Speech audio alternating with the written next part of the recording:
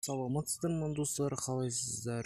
Жалпы Билайнға гигабайт қалай ауыстырады деген сұрақ келді. Мен соған осы сұраққа жауап ретінде айтпақшымын, яғни жауап қайтарамын видео арқылы дедім. Үшін шығады дедім, күтіңіз дедім. Үшін біріншіден мына Билайнға кіресіз. Так, кіріп болдық. Енді достар, қалай гигабайт Билайнға қалай гигабайт жіберем десеңіз, так ол үшін мына интернет деген кіресіздер. Интернет деген жерге кіресіздер.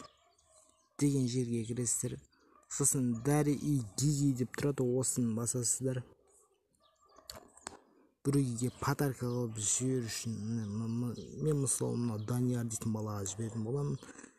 Осылай бүйтіп кете бересіздер, былай 1 болса 1, 2 болса 3, 4, 5, 6, 7 деп кете береді ғой үшін достар. Осылай подарить деген басамыз, болды. Ана жаңағыда сіз Билайндағы, яғни өзіңіздің Билайндағы гигабайтыңызды біреуге подарка ретінде жіберіп жатсыз. Ол адам, сіз мысалы 10 гигабайт, 8 гигабайт жібердіңіз дедік.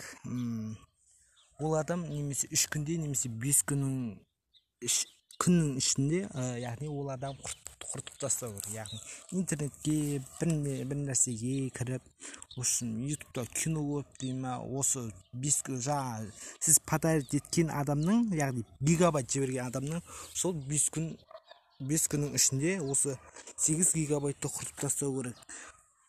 Жаңа мен көрсетіп кеттім гигабайтты қалай жіберу үшін. Видео ұнады деген ойдамын. Видеоға лайк басайық, каналға тіркелейік, комментарий жазып кетейік. Ал сау болыңыздар.